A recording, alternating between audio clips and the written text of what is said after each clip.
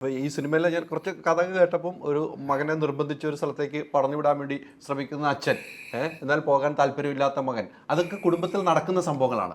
അത് ഒരു ഫാമിലിക്ക് വേണ്ടി തന്നെയാണ് ഈ സിനിമയുടെ യാത്രയെന്ന് എനിക്ക് തോന്നുന്നു.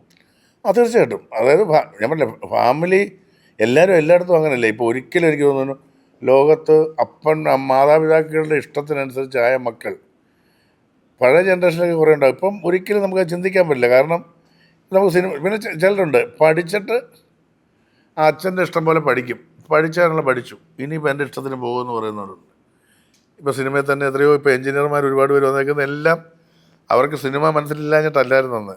പക്ഷേ വീട്ടുകാരുടെ നിർബന്ധം പഠിക്കാതെയും എന്ന് പറഞ്ഞു. അതുപോലെ തന്നെ നമ്മുടെ ഈ രഞ്ജിത്തും അങ്ങനെ തന്നെയാണ്, റിയൽ ലൈഫിലും അങ്ങനെ തന്നെയാണ് പറയുന്നത്. ആദ്യം നീ പഠിക്കാൻ പറഞ്ഞിട്ട് ഏതോ ഒരു സിവിൽ എഞ്ചിനീയറിംഗ് ഡിഗ്രി എടുത്തതിന് ശേഷമാണ് ഇതാ ഡിഗ്രി, ഇനി ഞാൻ അഭിനയിക്കുക എന്ന് പറഞ്ഞ് ഇറങ്ങിയേക്കുന്നത്. അപ്പോൾ രണ്ടും കേൾപ്പിച്ച് ഇറങ്ങിയേക്കുന്ന ആ ഒരു യാത്രയിൽ നിങ്ങളൊക്കെ കൂടി. പിന്നെ ഇതിനകത്ത് മനോജേട്ടനുണ്ട്, അതുപോലെ നമ്മുടെ ഡോക്ടർ റോണിയുണ്ട്. റോണി എന്ന കഥാപാത്രം ഒരു കർഷകൻ. അയാളുടെ പ്രവൃത്തിയാണ് ഹീറോയെ ഇൻസ്പയർ ചെയ്തത്. അയാൾ ഇതുപോലൊക്കെ ഒന്ന് ആകാൻ പറ്റി, നമുക്കങ്ങനെ തോന്നുമല്ലോ, ഇതുപോലൊക്കെ ഒന്ന് ആകാൻ പറ്റിയിരുന്നെങ്കിൽ നമുക്ക്. എനിക്ക് പണ്ട് ഭയങ്കര ആഗ്രഹമായിരുന്നു ഈ മുണ്ടിയരുമ ഓടിക്കുന്ന കുട്ടപ്പായി. ഞങ്ങളുടെ നാട്ടിൽ ചങ്ങനാശ്ശേരി മുണ്ടിയരുമയ്ക്ക് പോകുന്നൊരു ബസ്സുണ്ട്. കുട്ടപ്പായി വണ്ടി ഓടിക്കുന്നതാണോ അല്ല വളമൊക്കെ ഇങ്ങനെ പഴയ പവർ സ്റ്റിയറിംഗ് അല്ല, നമുക്കൊരു കൊതി തോന്നുമായിരുന്നു. അന്ന് കുട്ടപ്പായി ആണോ എന്ന് നമ്മൾ ആഗ്രഹിച്ചിട്ടുണ്ട്. ഏതാ എന്ന് പറഞ്ഞാൽ നമുക്ക് ഓരോ കാലത്തും അവർ ഹീറോ ആയിരുന്നു നമ്മൾ. അല്ല അങ്ങനെ ഒരുപാട് പേര് ഉണ്ടാവും. അങ്ങനെ റോണിയുടെ കഥാപാത്രം ആണ് അങ്ങനെ ആഗ്രഹിക്കുന്നു ഒരു. പക്ഷെ അതിന് അച്ഛൻ അല്ല അതാണ് 23-ാം തീയതി തിയേറ്ററിൽ വരുമ്പോൾ കാണാൻ പറ്റും. സപ്പോർട്ട് എങ്ങനെയാണ് റോണിയായി മാറുമോ മകൻ, അതൊക്കെ അതെല്ലാം 23-ാം തീയതി അങ്ങോട്ട് മാറിയിരിക്കും. ഞാൻ കഥ പറഞ്ഞുതരാം. അല്ല 23-ാം തീയതി കാണാന്ന് പറഞ്ഞു. കണ്ടോ? ഞാൻ 23-ാം തീയതി കാണാന്ന് പറഞ്ഞു. പിന്നെ കണ്ടു കഴിഞ്ഞാൽ ഒരു ഉപകാരം ചെയ്യണം, ഇഷ്ടപ്പെട്ടെങ്കിൽ ഇഷ്ടപ്പെടുന്നൊന്ന് പറഞ്ഞേക്കണം. കൊല്ലരുത് അല്ലേ? അതെ, അങ്ങനെ നമ്മൾ കൊല്ലോ? ഇല്ല, നമ്മൾ കൊല്ലൂല്ല. മഞ്ജുവിനോട് ചോദിക്കേ, മഞ്ജുവിനെ ദൈവമേ ഒരു കുറച്ച് സമയം കിട്ടിയിട്ടുള്ളൂ. ജഡ്ജ് കഴിഞ്ഞിട്ട് വന്നോളൂ. മനോരമ കണ്ട നമുക്ക് മാർക്കിടാൻ വേണ്ടി ഇരിക്കണമല്ലോ ഇപ്പൊ ഇരിക്കുന്നത്. ഇല്ലില്ല, ഞാൻ വേറൊരു ഷൂട്ട് ഉണ്ടായിരുന്നു, അത് കഴിഞ്ഞു. ഈ പറഞ്ഞ കഥാപാത്രം, ഈ സിനിമയിലെ കഥാപാത്രം വെച്ചൊരു മകൻ്റെ കൂട്ടുകാരനായി, അച്ഛൻ്റെ കൂട്ടുകാരനായി അങ്ങനെ നിൽക്കുന്ന ഒരു കുടുംബങ്ങൾ ഒത്തിരി ഉണ്ടല്ലേ. നമ്മുടെ എല്ലാ വിഷയങ്ങളും മറഞ്ഞു പോകുന്ന കുടുംബം. ഇതിലേറ്റവും ഫീൽ ചെയ്തൊരു സംഭവം ഉണ്ടായിരുന്നു. അങ്ങനെ ചെയ്യുമ്പം നമ്മളിലും ഇങ്ങനെ ആളുകൾ ഉണ്ടായിരുന്നല്ലോ എന്ന് ഒരു സിറ്റുവേഷൻ ഉണ്ടായിട്ടുണ്ടോ മഞ്ജു ചേച്ചിക്ക്? അല്ല, ഇത് ആക്ച്വലി ഇത് അച്ഛനും അതായത് ജോണി ചേട്ടൻ്റെ ക്യാരക്ടറും എൻ്റെ ക്യാരക്ടറും, അതായത് ജോണി ചേട്ടന് കൂടുതലും പെൺപിള്ളേരായിരുന്നു ഫ്രണ്ട്സ്. കഥയിൽ പെൺപിള്ളേർ ഫ്രണ്ട്സ് ആയിരുന്നു. അതിൽ ഏറ്റവും അടുത്ത ഈ പറഞ്ഞ പോലെ ബെസ്റ്റ് ഞാനായിരുന്നു. വിഷമങ്ങൾ മുഴുവൻ പറയുകയും എന്നാൽ എനിക്ക് എടപ്പട എന്ന് വിളിക്കാൻ പറ്റുന്ന, മരമോന്തേ മഴവാഴ എന്നൊക്കെ വിളിക്കുന്ന ഒരു ഫ്രണ്ടാണ്. അപ്പം എല്ലാ ദുഃഖങ്ങളും പറയുകയും മകൻ്റെ ദുഃഖങ്ങൾ വന്ന് പറയുകയും ഒക്കെ ചെയ്യുന്നൊരു ആത്മാർത്ഥ സുഹൃത്താണ്. എൻ്റെയും എനിക്കൊന്ന് മനോജിൻ്റെ ക്യാരക്ടറും ഞങ്ങളുടെ കല്യാണം നടത്തുന്നതും ജോൺ ചേട്ടൻ്റെ ക്യാരക്ടറാണ് കല്യാണം നടത്തി തരുന്നത്. അപ്പോൾ ഈ പറഞ്ഞൊരു പ്രണയം അങ്ങനെ കുറേ സംഭവങ്ങൾ ചെറുപ്പത്തിലേ ഉള്ളത് കാണിക്കുന്നുണ്ട് അല്ലേ, ചെറുതായിട്ട് കാണിച്ചു പോകുന്നുണ്ട്. അപ്പോൾ ആ ക്യാരക്ടേഴ്സൊക്കെ വലുതായി കാണിക്കുന്നുണ്ടേ. ബാക്കി ഇതിലൊക്കെ കാണിക്കുന്നുണ്ട്. മാറി കുറേ സംഭവങ്ങളുണ്ട്, പറയാൻ പറ്റത്തില്ല, ഒരുപാട് പറഞ്ഞു വന്ന കഥയിലേക്ക് കിടക്കും. അപ്പം മകനോടുള്ള ചില ഇതിൽ ഞങ്ങളുടെ അവിടെ നിന്നുള്ളൊരു കളിയാക്കലിലൂടെയാണ് ഈ അച്ഛന് വാശി കയറിയിട്ട് മകൻ്റെ ജീവിതം അച്ഛനായിട്ട് മാറ്റിമറിക്കുന്നത്. ഞങ്ങളുടെ ചില കളിയാക്കലുകൾ അപ്പം ഞാൻ പറയും, അതായത് ഈ പുള്ളിക്കാരൻ മകനാണ് ഉൾക്കൊള്ളുന്നത്. അതെ, പുള്ളിക്ക് ഇതാവും വിഷമായിട്ട് പുള്ളി ഇത് പറയുമ്പോൾ മകൻ അത് ഏറ്റെടുത്ത് ഉൾക്കൊണ്ട് ചെയ്യുന്നതാണ് ടേണിംഗ് പോയിന്റ്. ഞങ്ങൾ മനഃപൂർവ്വം വേദനിപ്പിക്കുന്നതല്ല, കാരണം ഇവന്റെ സ്വഭാവം എനിക്ക് അറിയുള്ളൂ, ഈ ക്യാരക്ടറിനെ അറിയുള്ളൂ. ഇവനെ ഇതുപോലെ കളിയാക്കിയാലേ അവന് വാശി കയറുള്ളൂ. അതുകൊണ്ട് അങ്ങനെ അത്രയും മനസ്സിലാക്കിയ ഒരു ആത്മാർത്ഥ സുഹൃത്താണ്. അപ്പോൾ ഇതിനകത്ത് വിഷമം എന്നൊരു ഘട്ടം എന്ന് പറഞ്ഞു കഴിഞ്ഞാൽ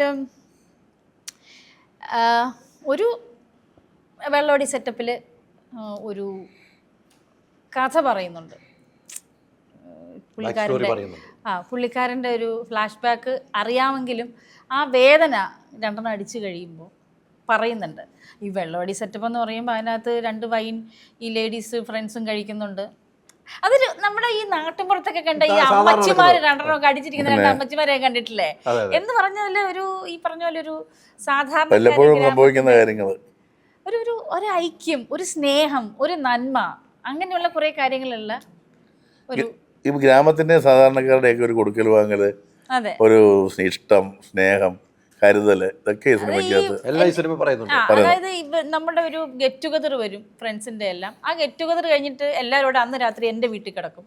എന്നിട്ട് ഞങ്ങൾ പാട്ട് പാടും, വെള്ളമടിക്കും, ബഹളം. അതിനിടയിൽ പറയുന്ന അതിലല്ലാത്ത വേറെ സീൻ ഇതുപോലെ അതിനിടയിൽ പറയുന്നൊരു കുറച്ച് സംഭവങ്ങളുണ്ട്. അത് ജോണി ചേട്ടൻ പറയുന്നത് അത് ഭയങ്കര ഫീലുള്ളൊരു സംഭവം, ഭയങ്കര ഫീൽ ചെയ്യും നമുക്ക് ആ പറയുന്നത്. ഞാൻ പോവാടി എന്നൊക്കെ പറഞ്ഞ് ലാസ്റ്റ് ഇറങ്ങി പോകും. ഇതിൽ നമ്മളെ പറഞ്ഞില്ല, ഇപ്പം നമ്മളെ ഇപ്പോൾ പണ്ടൊക്കെ നമ്മൾ വീട്ടിൽ സിനിമയ്ക്ക് പോയിക്കോട്ടെ എന്ന് ചോദിക്കുമ്പോൾ എൻ്റെ അപ്പം പറഞ്ഞ ഏറ്റവും വിഷമം പിടിച്ച വിടാലോ എന്നാന്ന് ചോദിച്ചാൽ, നിനക്ക് പോകുന്ന പൊക്കോ, പക്ഷെ നാളെ പരീക്ഷയാണ്. ഏതാ പോകുന്ന പൊക്കോ, ഇതെങ്ങനെ പോകും അല്ലേ?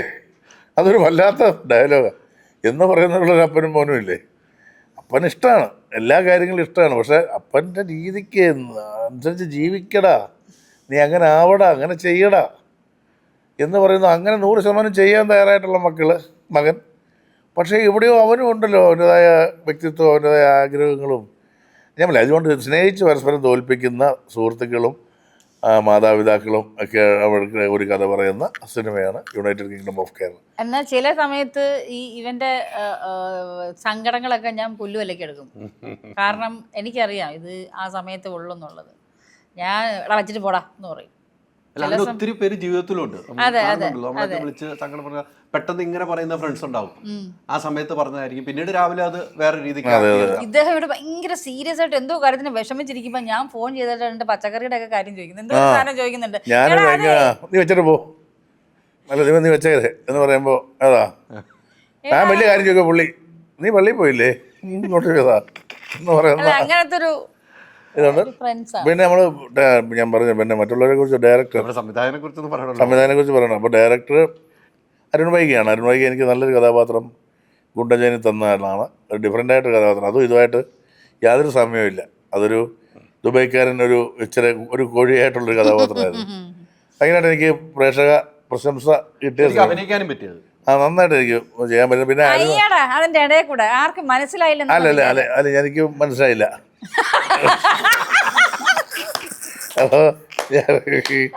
അപ്പോൾ ഞാനത് നന്നായിട്ട് എനിക്ക് ചെയ്യാൻ പറ്റും. അപ്പോൾ അന്ന് മുതലൊരു ആ സിനിമ ചെയ്യുമ്പോഴും നല്ലൊരു കൊടുക്കൽ വാങ്ങലുണ്ടായിരുന്നു. പിന്നെ അതിനോട്ട് കമ്മ്യൂണിക്കേഷൻ ഉണ്ടായിരുന്നു.